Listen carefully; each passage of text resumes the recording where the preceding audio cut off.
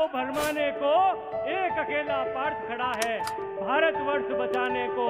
छत्रपति शिवाजी की धरती से महाराणा प्रताप की धरती पर पधारे महाराष्ट्र के पूर्व मुख्यमंत्री और वर्तमान में उप मुख्यमंत्री सम्मान्य देवेंद्र फडणवीस जी को आमंत्रित करता हूं। आप पधारे। स्वागत है भाई, स्वागत है, स्वागत है भाई, स्वागत है सम्मान्य देवेंद्र। बोल सियापति रामचंद्र की, पवन सुत हनुमान की, उमापति महादेव की। बोलो जी भाई सब संतन की, सनातन हिंदू धर्म की, महान गौ माता की, भारत माता की, भारत माता की, भारत माता की।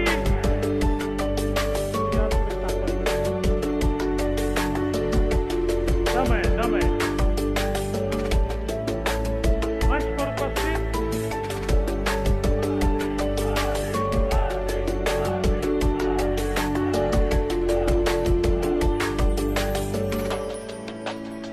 उपस्थित जिन्होंने अभी बहुत ही ओजस्वी ऐसा मार्गदर्शन किया, भारत सरकार के जल शक्ति मंत्री आदरणीय गजेंद्र सिंह जी शेखावत जी, हमारी सह प्रभारी विजयाताई राहटकर जी, हमारे सांसद टीपी चौधरी जी, हमारे दूसरे सांसद राजेंद्र गहलोत जी, हमारी विधायक श्रीमती शोभा चौहान जी, लक्ष्मी नारायण दवे जी, जगदीश झाबा जी, मंशाराम जी, पुष्प जैन जी, योगेश्वर गर्ग जी, श्रीमती मंजू निकुंज जी, श्रीमती संजना आगरी, श्रीमती लक्ष्मी जी, पंचासीन सभी महानुभाव और उपस्थित सभी बहनों भाइयों। मैं जब सोचा आ रहा था,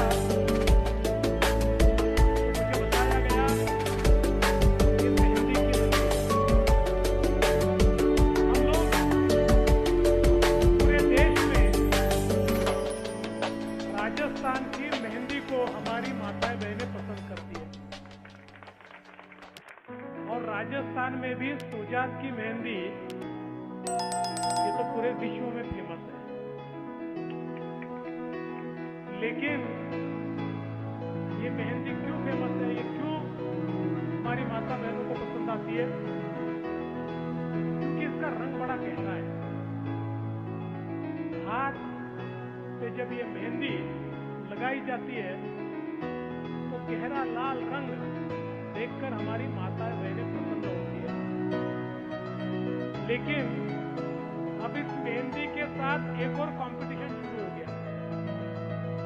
पहले लोग केवल सौगात की मेहंदी के लाल रंग की चर्चा करते थे, अब राजस्थान की चर्चा आती है तो लाल डायरी की भी चर्चा करते हैं। और अब तो लाल डायरी वाला हमारे एकनाथ शिंदे जी की शिवसेना में चला गया। अब शेखावत जी लाल डायरी के 2 पन्ने तो आ गए थे, शिंदे जी को बोल के बाकी पन्ने भी मैं बाहर लाऊंगा। इनका जो कच्चा चिट्ठा है, कहां से आया, कहां गया, किसके पास गया, किसके जेब में गया, कौन लेकर गया, ये सारा कच्चा चिट्ठा अब धीरे धीरे लाल डायरी से बाहर आने वाला है। लेकिन मैं जिस समय गजेंद्र भाई साहब की बातों को सुन रहा था, उनके भाषण को सुन रहा था, तो मैं समझ ही नहीं पा रहा था। ऐसी भी सरकार होती है कि इसमें मंत्री सरकार का विरोध कर रहे हैं। जिस सरकार के मंत्री कोई कह रहा है मिनी बस, कोई कह रहा है छोटी बस, कोई कह रहा है और छोटी गाड़ी, मेरे समझ में नहीं आ रहा है इसको सरकार कहेंगे कि सर्कस कहेंगे। ऐसा तो सर्कस में होता है ना, सरकार में थोड़ी होता है। तो क्या राजस्थान को सर्कस के हाथ में देंगे? अरे सर्कस वालों से वापिस लेंगे और मोदी जी के हाथ में वापिस देंगे।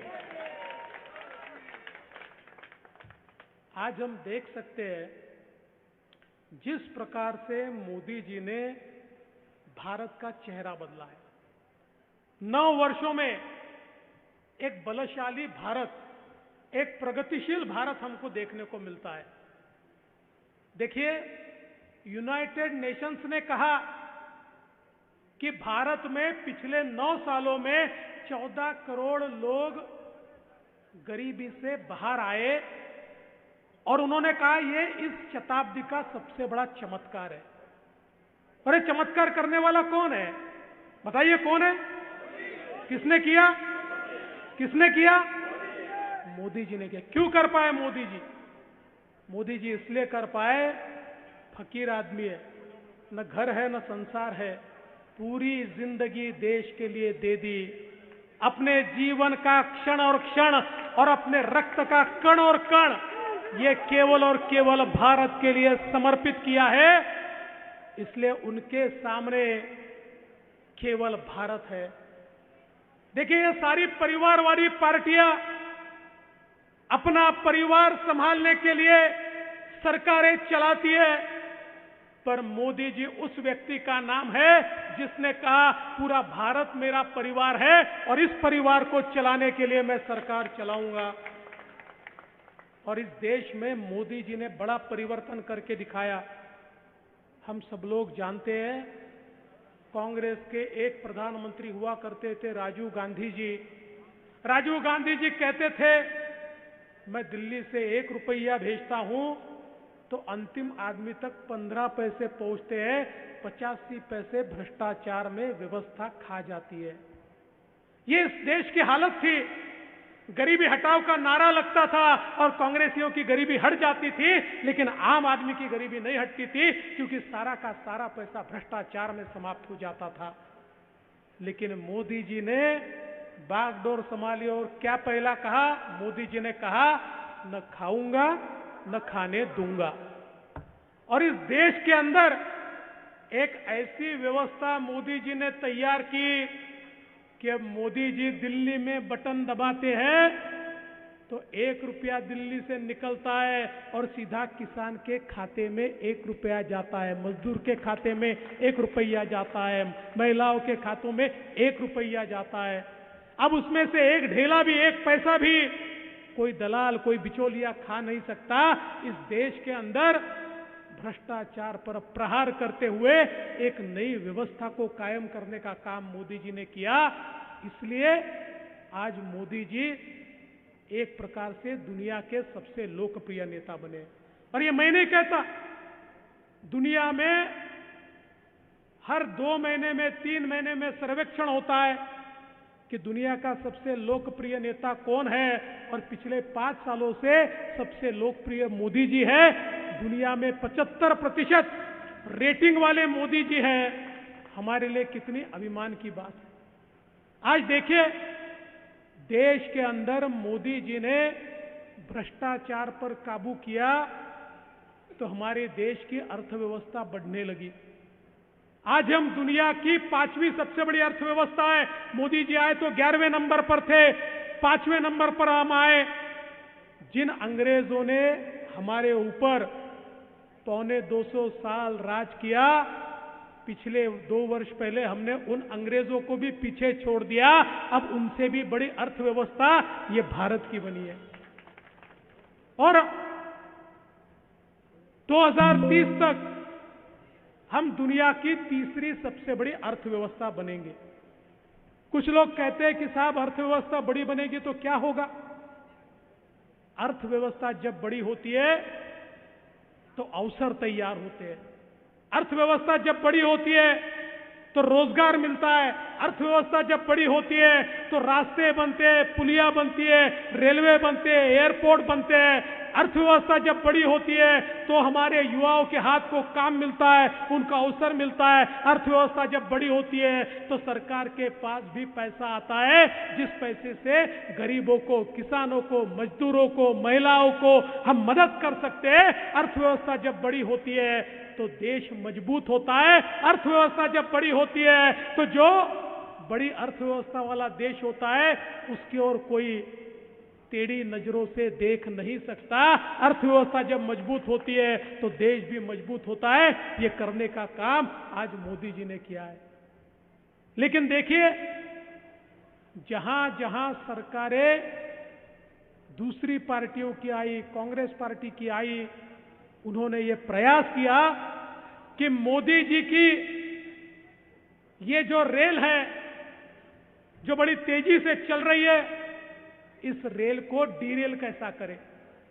और फिर जहां पर हमारे भूमिपुत्र होने के नाते आदरणीय गजेंद्र सिंह शेखावत जी इस राजस्थान को पानी पिलाने के लिए, हर घर पानी देने के लिए 30,000 करोड़ रुपया देते हैं, और गहलोत जी की सरकार वो सारा पैसा खा जाती है और डकार भी नहीं देती। लोग प्यासे के प्यासे हैं और इनके जेबों में सारा का सारा पैसा चला जाता है।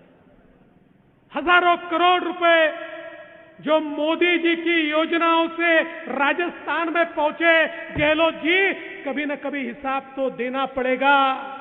हिसाब हम लेकर रहेंगे, क्योंकि ये पैसा आपका नहीं है, ये पैसा जनता का पैसा है, ये गरीबों का पैसा है, ये उनके लिए आया हुआ पैसा है। इस एक एक पैसे का हिसाब गहलोत जी आपको देना पड़ेगा और आपको भी ये हिसाब मांगना पड़ेगा। और हिसाब मांगने के लिए जब ये सरकार चुनाव के लिए सामने जाएगी, उस समय इनको हिसाब मांगना, ये हिसाब दे नहीं पाएंगे, तब जाकर इनको घर बैठाना। दोस्तों, आज जहां जहां मोदी जी का साथ देने वाली सरकार है, वहां विकास की गति डबल इंजन से भागती है। एक इंजन मोदी जी का और उसके साथ साथ दूसरा इंजन राज्य का, मुख्यमंत्री का। जहां डबल इंजन लग जाता है तो तेजी के साथ विकास होता है। लेकिन यहां तो राजस्थान में मोदी जी अगर आपके विकास को दिल्ली की ओर ले जाना चाहते तो ये दूसरा इंजन लगाकर मद्रास की ओर जाने की कोशिश करते और आप जहां के वहां रहते। इस प्रकार की अवस्था हमको देखने को मिलती है। इसलिए दोस्तों, आज ये आवश्यक है।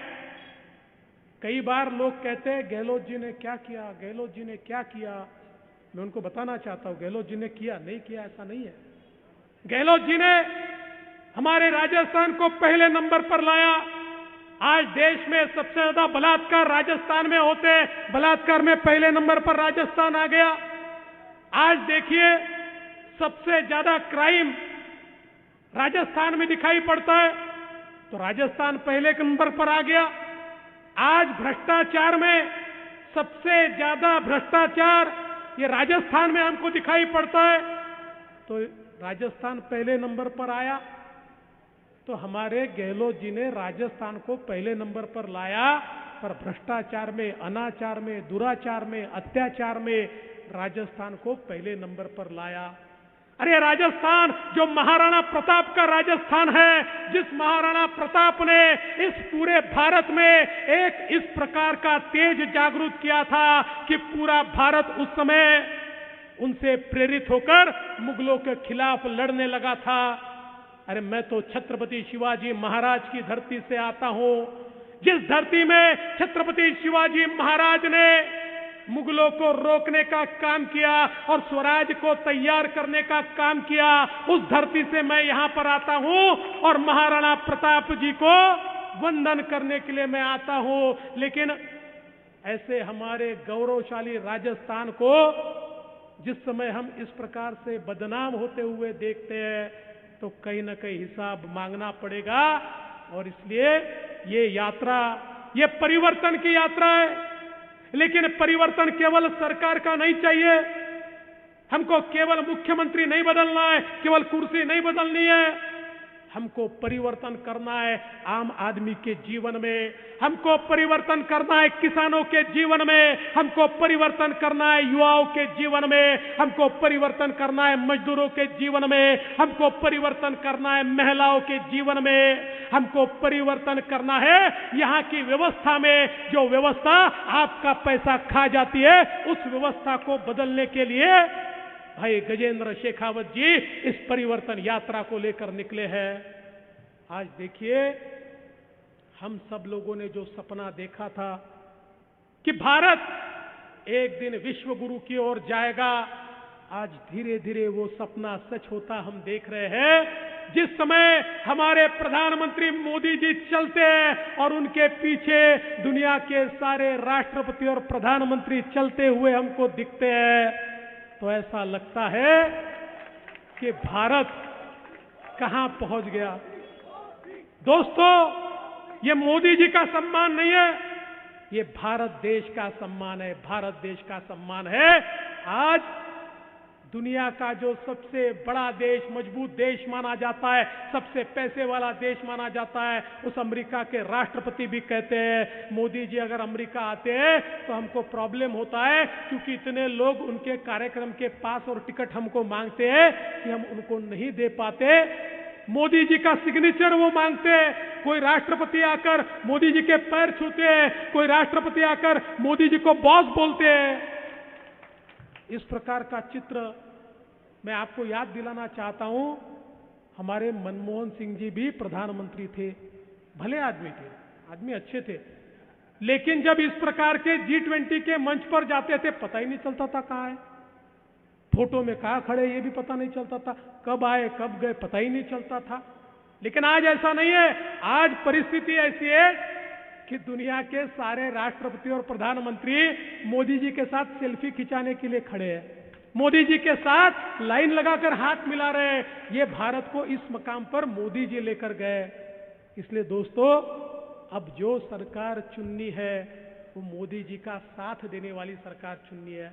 मैं आपको बताता हूं, अगले 5 साल ये भारत के इतिहास के सबसे महत्वपूर्ण 5 साल होने वाले हैं।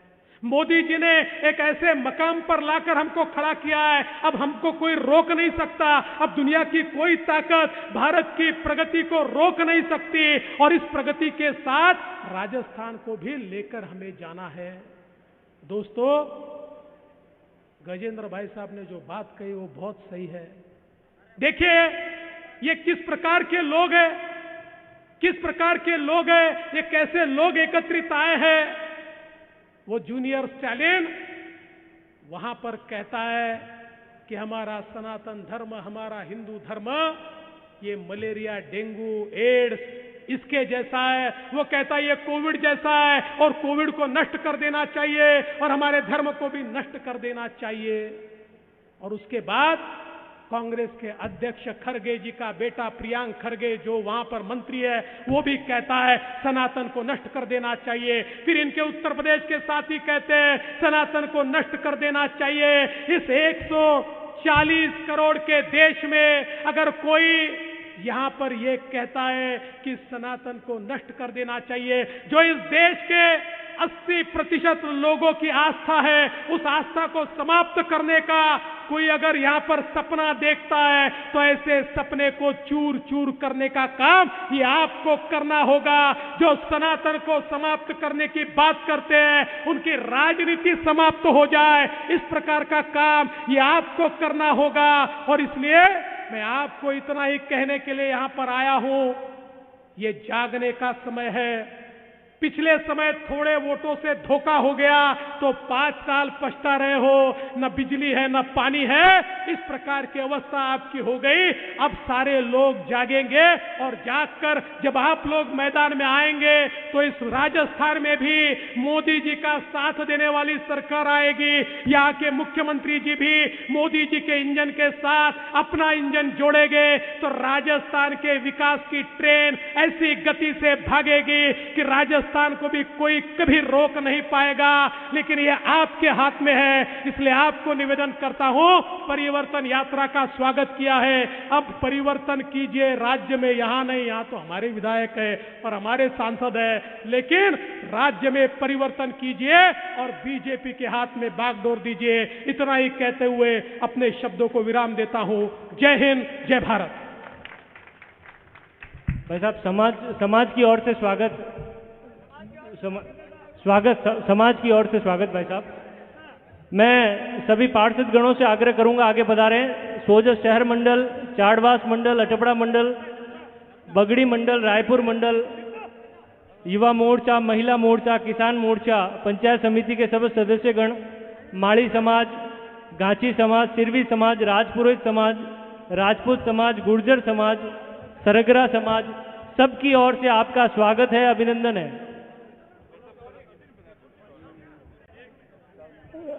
मैं शोभा जी को आमंत्रित करूंगा।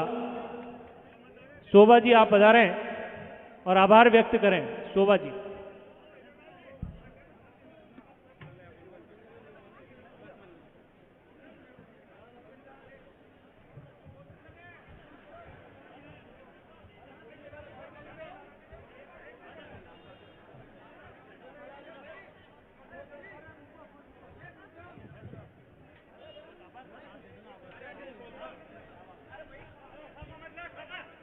धक्का मुक्की न करें, धक्का मुक्की न करें, एक एक करके स्वागत करें।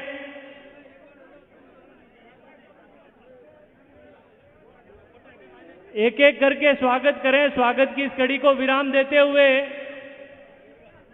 भारतीय जनता पार्टी, भारतीय जनता पार्टी, वंदे वंदे वंदे।